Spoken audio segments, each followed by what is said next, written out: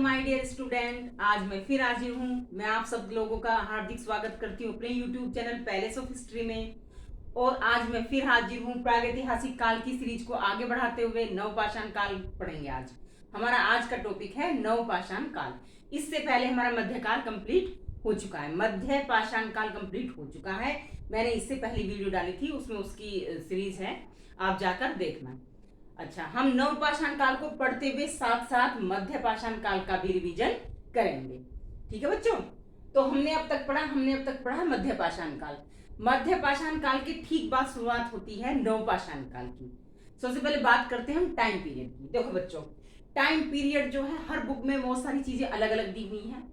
तो उसमें 8000 ईसा पूर्व था और यहाँ इसमें 7000। भारत में इसकी वैसे इसकी संसार में माने तो 9000 ईसा पूर्व पहले शुरुआत हो चुकी थी। लेकिन बात अगर हम भारत की करते हैं तो भारत में इसकी शुरुआत 7000 ईसा पूर्व से हुई थी। ठीक है बच्चों, तो हमसे पहले आता है इसका टाइम पीरियड, कब से मानी जाती है? 7000 ईसा पूर्व से। दूसरी बात करती है कि ये जो नवपाषाण काल है इसका नामकरण किसने किया? ये भी मैं तुम्हें पहली वीडियो में बता चुकी हूँ, वंस अगेन रिपीट, कि इसकी शुरुआत जॉन लुबाक नामक वैज्ञानिक ने की थी, जो हमारे भूवैज्ञानिक थे जॉन लुबाक। इन्होंने की थी, इन्हें की एक पुस्तक थी प्री हिस्टोरिका टाइम्स।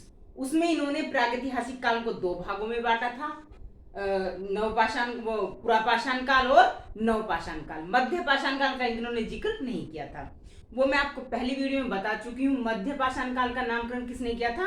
कार्लाइन ने, कार्लाइन महोदय ने। और नवपाषाण काल का नामकरण किसने किया था? जॉन लुबाक ने। ठीक है, अब बात आती है, हम एक और उनकी बात करेंगे खोजकर्ता की, जो थे गार्डन चाइल्ड। गार्डन चाइल्ड ने नवपाषाण काल को क्रांति की संज्ञा दी है। इन्होंने क्रांति कहा है, इन्होंने इसे रिवोल्ट कहा। कैसे, क्यों?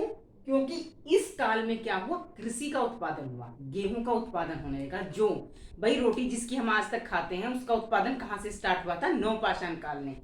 तो इसे क्रांति की, यानी कि जब क्रांति कब आती है? जब एकदम से किसी भी देश में किसी भी रूप को एकदम चेंज कर दिया जाता है, तो वो क्रांति कहलाती है ना।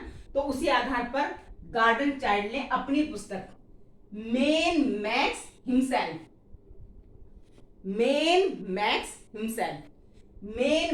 हिमसेल्फ में क्या दिया, क्या संज्ञा दी है? नवपाषाण काल को क्रांति की संज्ञा दी है। ठीक है, अब दूसरी बात करते हैं, पहला स्थान कहां खोजा गया? पहला स्थान कहां खोजा गया बच्चों? पहला स्थान कहां खोजा गया? यूपी की टोंस नदी घाटी में। कहां खोजा गया?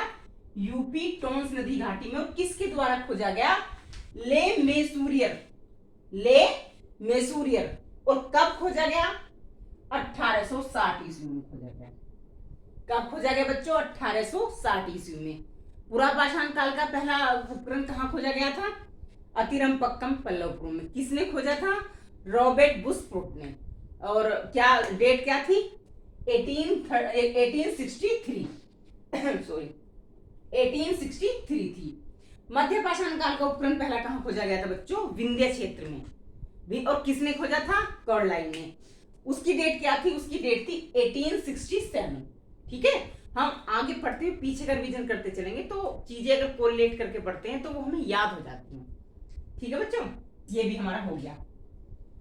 अच्छा, औजार क्या क्या थे?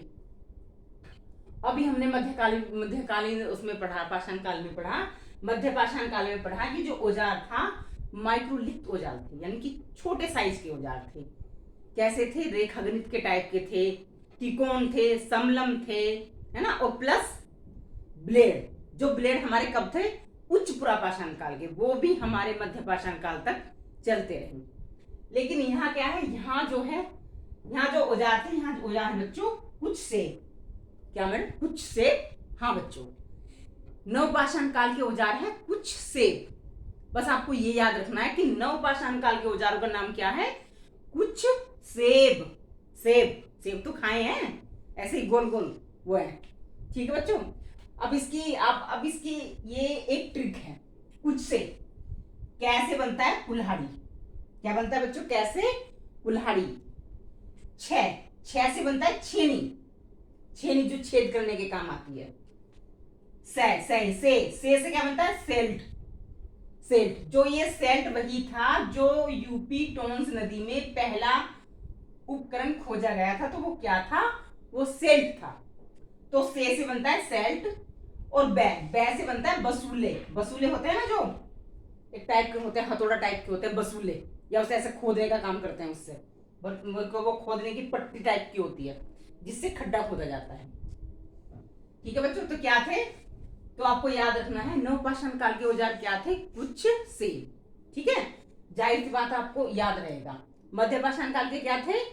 माइक्रोलिथ। अब आती है मृदभांड। मृदभांड मैंने तुम्हें पिछली बार ही बताया था कैसे होते थे मृदभांड। मतलब मृदभांड का मतलब होता है बर्तन। बर्तन। तो इस काल के बर्तनों में बहुत चेंज आया। पहले मैंने तुम्हें कल की वीडियो में बताया था कि चौपानी मांडो से अनगढ़ और हाथ से बने हुए मिले। बर्तन कैसे मिले? अनगढ़ और हाथ से बने हुए। लेकिन नवपाषाण काल में क्या हो गया था? चाक का आविष्कार हो गया था। तो चाक से पोलिशदार, अच्छा, और कलरफुल बर्तन बनाने लगे। कैसे? कलरफुल। उसमें काली पोलिश का यूज होता था। कैसे? मैंने काली, वो काली पोलिशदार का धूसर। धूसर का मीन्स बच्चों ग्रे कलर होता है। ग्रे क्या होता है? धूसर का मतलब ग्रे। तो इसमें दो प्रकार के कलर आ गए बर्तनों में। क्या आ गए? पहली विशेषता क्या आ गई? वो चाक द्वारा बनने लगे। दूसरी विशेषता है वो काली पोलिशदार थे। और तीसरी विशेषता क्या होगी? धूसर मीन्स ग्रे। ग्रे के आ गए वो। ठीक है, तो चाक का आविष्कार इसमें हो चुका था। अब बात आती है विशेषता। अच्छा बच्चों, इस काल की विशेषता क्या थी? इस काल की विशेषता थी कृषि। यहाँ मानव ने क्या काम किया? कृषि करने लगा, खेती करने लगा, जिस आधार पर गार्डन चाइल्ड ने इन्हें क्रांति कहा है। तो सबसे पहली फसल कौन सी थी? रागी की। ये नोट कर लेना बच्चों, पहली फसल क्या उगाई गई? रागी की उगाई गई। कहां पर? मेहरगढ़ के। जब मैं आपको वो बताऊंगी, स्थान की बात करूंगी, तो मैं इसको पूरी डिटेल में बताऊंगी। मेहरगढ़ में पहली फसल उगाई गई और पहली फसल थी रागी की। दूसरे वहां गेहूं और जौ के साक्ष्य भी मिले। ठीक है, कृषि। दूसरी पशुओं का पालना। देखो बच्चों, अब आप कहोगे पशुओं का पालने का स्टार्ट कहां से हो गई थी? कहां से हो गई थी बच्चों? मध्यपाषाण काल से। मध्यपाषाण काल से पशुओं का पालना स्टार्ट हो गया था। लेकिन पहला पशु क्या पाला गया था? कुत्ता। लेकिन हम अगर मानते हैं तो पशु पालने में मोस्ट ऑफ द किसे? गाय और भैंस, है ना। अब हमारे घरों में जो पशु पाले जाते हैं, या मतलब आसपास देखते हैं, हमारे घरों में नहीं तो गांव में कहीं भी जाके तुम देखोगे, तो पशु में क्या आएगा? पशु में आएगी भैंस, गाय, है ना, मोस्ट ऑफ द दूध पीने के लिए। तो अगर हम बात करें भैंस की, तो भैंस पालने के पहले साक्ष्य हमें मेहरगढ़ से ही प्राप्त होते हैं। नवपाषाण कालीन मेहरगढ़ से हमें भैंस पालने के साक्ष्य प्राप्त होते हैं। ठीक है, दूसरा है मृदभांड बनाना। देखो बच्चों, अब तक चाक का आविष्कार नहीं हुआ था तो मृदभांड बने हुए नहीं थे। कैसे थे? अनगढ़ थे, हाथ से बने हुए थे। चाक का आविष्कार हो गया था तो मृदभांड बनने लगे। तीसरी विशेषता है एक बच्चों सबसे मोस्ट इंपोर्टेंट विशेषता जो इसकी अलग थी। हमने मध्यकालीन भारत में मध्यपाषाण काल में पढ़ा कि चौपानी मांडो में जो है वहां पे बहुत सारे नरकंकाल मिले, है ना। अंत्योष्टि की जो शुरुआत मानी जाती है तो कहां से? मध्यपाषाण कालीन क्षेत्र चौपानी मांडो से पाई जाती है। लेकिन यहाँ हम दक्षिण भारत में जाएंगे तो दक्षिण भारत में 3 प्रकार की समाधियां मिली। पहली थी शिष्ट समाधि। लिख लेना अगर दिखना रहा हो, शिष्ट समाधि। ये कैसी थी? ये बच्चों आयताकार की थी। कैसी थी? आयताकार बनी हुई थी और एक साथ कई शवों को इसके अंदर दफना दिया जाता था। ठीक है, और इनका स्थान कहां से मिली? ये ब्रह्मगिरी से मिली। दूसरी थी पिट सर्कल। पिट सर्कल, देखो बच्चों ध्यान से देखना, पिट सर्कल। ये पिट बना हुआ है, सर्कल बना हुआ है। ये कैसी होती थी? ये वृत्ताकार होती थी, गोल खड्डे। इनके ये जो खड्डे थे, जो खड्डों की गहराई थी वो 6 से 8 मीटर तक होती थी। और जो ऊंचाई होती थी, जो उसकी खड्डों की जो ऊंचाई माने तो 8 से 12 तक होती थी। इसमें क्या था? इसमें एक अलग ही टाइप का था। इसमें था अर्थी को उस खड्डे के ऊपर रख दिया जाता था।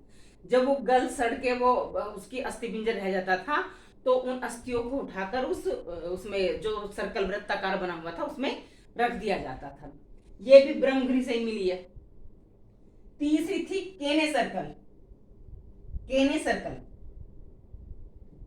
केने सर्कल थे, इस टाइप के सर्कल बनाए जाते थे। ये मिली है चेन्नई मद्रास से। इसमें इस टाइप के सर्कल बनाए जाते थे कि जो मानव की जो अस्थियों का पात्र रहता था, या जैसे उसे जला दिया गया तो उसकी जो राख या उसके जो अवशेष थे उन्हें कलश में भरकर और इसमें रख दिया जाता था। तो एक इस प्रकार की थी। ठीक है बच्चों, और ये कहाँ पाई गई? ये चेन्नई से पाई गई, चेन्नई यानी कि मद्रास। तो ये इसकी कुछ विशेषताएं थी। अब बात करेंगे हम स्थानों की कि कहाँ कहाँ से हमें नवपाषाण कालीन उसके संस्कृति के साक्ष्य मिले और उनकी क्या क्या विशेषता रही हैं। ये उम्मीद करती हूँ कि तुम्हें जो है ये सारी चीजें समझ में आ गई होंगी। तो हम बात करते हैं अब उसकी स्थान की।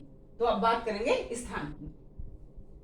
स्थान की बात कर लेते हैं बच्चों हम स्थान की। ऑलमोस्ट हमारा नवपाषाण काल सारा हो चुका है, लेकिन बात करते हैं स्थान की कि भारत में किन किन स्थानों पर इसके जगह का भारत में कहाँ कहाँ पाए गए और क्या क्या मिला।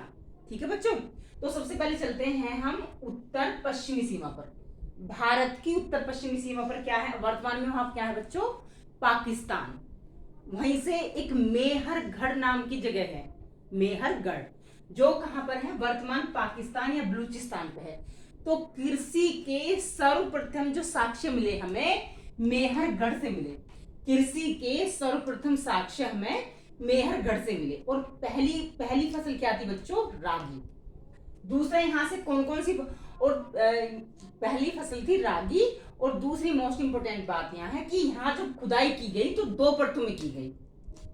जब पहली परत खोद के देखी गई तो हड़प्पा सभ्यता से जुड़े हुए अब वो मिले अवशेष हड़प्पा सभ्यता के। जब दूसरी खुदाई की गई तो नवपाषाण काल के मिले अवशेष मिले। तो यहाँ पर क्या खुदाई किए? 2 स्तर मिले। पहली जो मुख्य इंपोर्टेंट विशेषता है। दूसरी बात आती है कि यहाँ पर कृषि में गेहूं का उत्पादन हुआ, जौ का उत्पादन हुआ और तो और यहाँ पर गेहूं जौ की डिफरेंट वैरायटियां भी मिली। और दूसरी बात कपास की खेती भी यहाँ पे की जाती थी। लेकिन पहली फसल पूछी जाए तो क्या होगी? रागी होगी। दूसरी बात एक मोस्ट इंपोर्टेंट है बच्चों जो मैं बोल रही हूँ, आप नोट डाउन करते चलो। बलूचिस्तान को रोटी का टोकरा भी कहा जाता है। क्या कहा जाता है? रोटी का टोकरा। अगर बात करें तो हमारे यहाँ पहली बार रोटी कहाँ आई? बलूचिस्तान में। अच्छा, अगर बात आए उत्पादन क्या हुआ? पहला गेहूं, लेकिन प्रयोग में कौन सी चीज आई सबसे पहले? तो जौ। प्रयोग में क्या आया पहले? जौ। ठीक है बच्चों। दूसरा क्या? भैंस। भैंस पालने के जो साक्ष्य में मिले मेहरगढ़ से मिले। ठीक है बच्चों। अब जाते हैं कश्मीर की तरफ। कश्मीर में 2 स्थान मोस्ट इंपोर्टेंट, ब्रुजहोम और गुफकराल। ब्रुजहोम और गुफकराल। ब्रुजहोम को क्या कहा जाता है बच्चों? ब्रुजहोम के जो है सबसे पहले इसकी इंपोर्टेंट बातें 2 याद रखनी है आपको। क्या? मानव के साथ कुत्ते को जब दफनाने के साक्ष्य, पहली चीज। दूसरी आती है गर्द होम। गर्द का मतलब हो जमीन में खड्डे खोदकर वहां पर निवास करना। तो ये कहाँ है? ब्रुजहोम में। इसका एक रीजन और भी रहा होगा क्योंकि कश्मीर आज भी ठंडा है, तब भी ठंडा रहता होगा, तो शायद ठंड कम लगती हो, इसलिए वो खड्डे में रहना, वहां मानव ने खड्डे में रहना स्टार्ट कर दिया था। अच्छा, और है इसका दूसरी चीज क्या है? दूसरा है हार्वेस्टर। ये मोस्ट इंपोर्टेंट, कई बार एग्जाम में पूछा गया है। हार्वेस्टर नामक एक औजार था, वो कहां पर मिला? वो ब्रुजहोम से मिला। ये क्वेश्चन बहुत बार पूछा गया है, बच्चों से नोट डाउन कर लेना। हार्वेस्टर नामक उपकरण हमें कहां से प्राप्त होता है? ब्रुजहोम से प्राप्त होता है। ब्रुजहोम का मतलब होता है भुर्ज वृक्ष का स्थान।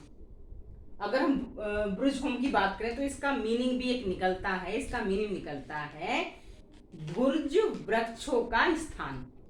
अब बुर्ज से लगा, बुर्ज से भुर्ज वृक्षों का स्थान, यानी कि भुर्ज कोई जाति के वहां पर वृक्ष होते होंगे, उसके नाम से आया था। 2 चीजें याद रखी, 3। सबसे पहले तो आपने याद रखी हार्वेस्टर नामक उपकरण हमें ब्रुजहोम से प्राप्त हुआ। दूसरी गर्त आवास का मतलब होता है खड्डों में निवास स्थान, यानी कि खड्डा खोदकर वहां पर रहना। दूसरी विशेषता बच्चों नोट डाउन करते जाना। तीसरी विशेषता मानव के साथ कुत्तों के दफनाने का साक्ष्य हमें कहां से मिलता है? ब्रुजहोम से मिलता है। अब आ जाते हैं गुफकराल। गुफकराल, गुफकराल का मतलब होता है कुम्हार की गुफा। गुफकराल का मतलब होता है कुम्हार की गुफा। अच्छा, यहाँ क्या क्या, यहाँ से 3-4 चीजें मोस्ट इंपोर्टेंट है। सबसे पहले कृषि और पशुपालन, कृषि और पशुपालन के साक्ष्य हमें कहाँ से मिलते हैं? गुफकराल से मिलते हैं। दूसरी चीज, तांबे की हेयर पिन, तांबे की बनी हुई एक हेयर पिन हमें कहां से मिली? गुफकराल से। तीसरी चीज, वस्त्रों को सिलने के साक्ष्य, सिले हुए वस्त्र पहनने के जो साक्ष्य में मिलते हैं पहली बार कहां से मिलते हैं? वो भी हमें गुफकराल से मिलते हैं। ठीक है बच्चों। दूसरी है पत्थर प्लस हड्डियों के औजार, मतलब पत्थर के भी और हड्डियों के औजार भी हमें कहां से मिलते हैं? वो भी गुफकराल से मिलते हैं। ठीक, एक सबसे बड़ी चीज में क्या मिलती है? विशाल सामुदायिक चूल्हे, विशाल बड़े एक सामुदायिक चूल्हे में कहां से मिलते हैं? वो भी गुफकराल से मिलते हैं। तो ये भी मोस्ट इंपोर्टेंट है, यहाँ से भी बहुत बार एग्जाम में क्वेश्चन पूछा गया है। मेहरगढ़ से तो पूछा ही गया है, ये तो इंपोर्टेंट है। कृषि की शुरुआत कहाँ से होती है? मेहरगढ़ से, है ना। और अब बात आते हैं अपनी यूपी में। अच्छा बच्चों, हमने कल की वीडियो में मध्यकाल पढ़ा, मध्य पाषाण काल पढ़ा, तो उसमें हमने एसडीएम पढ़े थे। अगर तुमने देखी होगी मेरी वीडियो तो उसमें मैंने एक ट्रिक बताई थी, एसडीएम। एसडीएम से एसडीएम सरायनाहर, दमदमा और महगड़ा, महदहा, सरायनाहर, दमदमा और मैदहा। अब यहाँ भी हम ट्रिक बात यूज करेंगे, केएमसी। बच्चों केबीसी तो तुमने देखा होगा, केबीसी से याद जोड़ लेना, केएमसी कौन बनेगा करोड़पति। अब आप यहाँ याद रखोगे केएमसी, केएमसी। ठीक है बच्चों, यहां से आप केएमसी की लगाना, ट्रिक लगाना इससे। तो के से क्या बनता है? कोल्डी हवा। एम से क्या बनता है? महगड़ा, चौपानी मांडो। सी से क्या बनता है? चौपानी मांडो। चौपानी मांडो को मैं तुम्हें पहले भी पढ़ा चुकी थी। मैंने उसमें कहा था कि यहाँ पर पुरापाषाण काल से लेकर नवपाषाण काल तक के जो संस्कृति के अवशेष मिले हैं। जैसे हमने भी पढ़ा मेहरगढ़ से किसके? मेहरगढ़ से भी 2 स्तर मिले, हड़प्पा सभ्यता के और नवपाषाण काल के। तो ऐसे ही चौपानी मांडो से 3 स्तर के मिले हैं, पुरापाषाण काल, मध्यपाषाण काल और नवपाषाण काल के। बच्चों कोल्डी हवा से क्या क्या मिला? सबसे पहले तो गोल झोपड़ी के साक्ष्य, झोपड़ी कोल्डी हवा में भी मिली, झोपड़ी महगड़ा में भी मिली और झोपड़ी हमें चौपानी मांडो में भी मिली। इन दोनों की झोपड़ी जो थी गोल शेप में थी और चौपानी मांडो की जो झोपड़ी थी बच्चों छत्तेदार, मधुमक्खी के छत्ते टाइप की बनी हुई थी, बहुत ज्यादा संख्या में बनी, जैसे मधुमक्खी के छत्ते होते हैं ना जगह जगह, उस टाइप की मिली थी। अच्छा, अगर झोपड़ी का प्रथम साक्षी की बात करें तो बच्चों कहाँ जाओगे हम? अगर हम कहें कि भारत में झोपड़ी बनाने के प्रथम साक्ष्य कहाँ से मिलते हैं तो हम बिहार जाएंगे, बिहार के पेसरा नामक स्थान से। ये मैंने आपको पिछली वीडियो में बताया था। ठीक है बच्चों, यहाँ से। अच्छा, और क्या क्या मिला? धान, पहली बार धान की खेती कहाँ से मिली? कोल्डी हवा से मिली। देखो जौ और गेहूं की बात हम यहाँ पर कर चुके हैं मेहरगढ़ में। अब बात करते हैं हम धान की, चावल की, जो भारत का मुख्य खाद्यान्न में आता है। तो कोल्डी हवा में भारत का ही नहीं विश्व की पहली बार खेती कहाँ हुई चावल की? कोल्डी हवा में। चावल के साक्ष्य हमें महगढ़ा से भी मिले। पहली बार बात आई तो कोल्डी हवा से, और चावल के जो हमें साक्ष्य मिले वो कहां से मिले? यहां से महगढ़ा से भी मिले। ठीक है बच्चों, अब बात आती है चौपानी मांडो की। चौपानी मांडो में क्या मिला? चौपानी मांडो में हमें जंगली चावल के साक्ष्य मिले। कैसे चावल के साक्ष्य मिले? जंगली चावल के साक्ष्य मिले। अब बात आती है बच्चों और क्या मिला? और मैंने आपको बताया था मृदभांड। कैसे मृदभांड मिले? मैंने कल की वीडियो में बताया था अनघड़, हाथ से घड़े, क्योंकि मध्य पाषाण काल से ही शुरुआत हो चुकी थी बर्तन बनाने की, लेकिन कैसे थे? चाक का आविष्कार नहीं हुआ था। नवपाषाण काल में क्या हुआ था? चाक का आविष्कार हुआ था। तो कैसे मिले थे मृदभांड? अनघड़ हाथ से बने हुए। ठीक है बच्चों, अब बात कर ले हम बिहार की। तो बिहार में चिरांद नामक एक जगह है। क्या नाम है? चिरांद नामक एक जगह है। अच्छा, ये चिरांद कहां पर स्थित है? तो ट्रिपल जी एस पर स्थित है। अब ट्रिपल जी से क्या मतलब है? ट्रिपल जी से मतलब है गंगा, गंडक, घग्गर और सोन नदी। गंगा, गंडक और सोन नदी, है ना, घाघर, गंगा और सोननदी के मुहाने पे उस पर है, ये तट पर ये स्थित है चिरांद। यहाँ से मोस्ट इंपोर्टेंट चीज क्या बात है, हाँ यहाँ से हमारी सबसे इंपोर्टेंट बात यहाँ है, यहाँ से केवल हड्डी के बने हुए औजार मिले। कैसे मिले? केवल हड्डी के बने औजार मिले। और क्या? और वो भी स्पेशल किसके? हिरन की सींग के, यानी कि पत्थरों के औजार में यहाँ से नहीं मिले। अगर हम गुफ कराल की बात करें तो यहाँ से हमें पत्थर प्लस हड्डी दोनों के औजार मिले। लेकिन अगर चिरांद की बात करते हैं तो यहाँ से स्पेशल हड्डी से बने हुए मिले, और वो भी हड्डी किसकी थी? हिरन की सींग की बनी हुई थी। ठीक है बच्चों, ये हमारे हाथ हो गए। अब बात आती है हमारी साउथ की, और तो बहुत मिले लेकिन मोस्ट इंपोर्टेंट यही है। और साउथ में देखो बच्चों, साउथ में हमें मिले राख के टीले। ये क्वेश्चन बहुत बार एग्जाम में पूछे गए हैं कि राख के टीले, 4 शब्द दे देते हैं, इनमें से कौन सी जगह है जहां राख के टीले हमें नहीं मिले, या दे देते हैं, या हमें दे देते हैं 4 ऑप्शन दे देते हैं, उसमें बताओ इनमें कौन सी स्थान है जहां से हमें राख के टीले बने, राख के टीले या भस्म के टीले। अब आप पूछोगे मम्मी राख के टीले बनते कैसे थे? बेटा ये ऐसे बनते थे बच्चों, जब पशु पाले जाते थे, जो पशु पालने के जो उनकी जो खाद गोबर होता था वो एक जगह इकट्ठा होता था, जब वो बहुत ढेर लग जाता था तो ये लोग क्या करते थे, उसमें आग लगाकर, क्योंकि इस टाइम पे आग का आविष्कार हो चुका था, भोजन पका हुआ खाने लगे थे। आग का आविष्कार तो पहले ही हो चुका था, लेकिन आग का प्रयोग नवपाषाण काल में, ये बात ध्यान रखना, आग का जो प्रयोग हुआ था नवपाषाण काल में हुआ था। वैसे पूरा पाषाण काल में ही खोज हो चुकी थी, तो उसमें आग लगा के चले जाते थे, तो बड़े बड़े क्या राख के टीले बन जाते थे। तो जब वो खुदाई की गई थी उसके अवशेष में हमें राख के टीले मिले। अब इसकी एक ट्रिक है बच्चों, ट्रिक है, नोट कर लेना। साउथ में देखो, नाटक मत कर, आप लिखना, नोट डाउन करो, नाटक मत कर पिंकी संग। पिंकी नाम की लड़की है, कोई से समझा रहा है कि पिंकी नाटक मत कर पिंकी संग, पिंकी के साथ मतलब कोई नाटक मत करो। कूप बुद्धि, उसे कह रहा है कूप मूड बुद्धि, पिंकी के साथ नाटक मत कर, मास्क लगा ले। नाटक मत कर पिंकी संग, कूप बुद्धि, मास्क लगा। ठीक है बच्चों, ये देखना थोड़ी। आप देखो, पिंकी से आता है पिकली हल, पिकली हल, पिकली हल। संग से आता है संगन कल्लू, संगन कल्लू। कूप से आता है कूपगत, कूपगत। बुद्धि से आता है बुधिहल, बुधिहल। और मास्क से आता है मास्की। ये हम अशोक के शासनकाल में भी यहाँ से पढ़ेंगे, जब हम अशोक को पढ़ेंगे तो उसके भी अशोक के भी जानकारी में मास्की से मिलती है, मास्की अभिलेख से मिलती है। तो अब आपकी हुई ट्रिक, नाटक मत कर पिंकी संग, कूप बुद्धि, मास्क लगा ले। तो बच्चों नाटक से क्या? कर्नाटक। तो कहां से? कर्नाटक के इतने स्थानों से हमें 1 2 3 4 और 5 जगह हमारी कवर हो गई, 5 जगह हमारी कवर हो गई इस एक ट्रिक के सामने। ठीक है, अब दूसरे हैं हमारे आंध्र प्रदेश से। आंध्र प्रदेश से भी 2 जगह से मिले। क्या है? अंधा उतरा पल में। आप एक ट्रिक लिखो, अंधा उतरा पल में। अंधे से क्या होगा बच्चों? आंध्र प्रदेश। उतरा से होगा उतनूर, और पल से होगा पलवाय। पल से क्या होगा? पलवाय। तो ये ट्रिक तुम्हें याद हो गई होगी, नहीं याद होगी तो अपनी नोट डाउन कर लो, और ये जितनी भी मैं ट्रिक बताती हूँ उन सबको आप नोट डाउन करते चलो। एग्जामिनेशन हॉल में जब हम बैठते हैं तो बच्चे बहुत ज्यादा कंफ्यूजन हो जाता है, वहां हमारे आते हुए क्वेश्चन भी गलत हो जाते हैं। लेकिन अगर हमने कोई चीज ट्रिक से याद करी तो कहीं ना कहीं हमारा माइंड से कनेक्ट कर लेता है, तो हम सही आंसर तक पहुंच जाते हैं, पहली बात। अच्छा बच्चों, एक क्वेश्चन और है, वो मैंने लिखा नहीं है लेकिन वो मैं आपसे शेयर करना चाहती हूँ।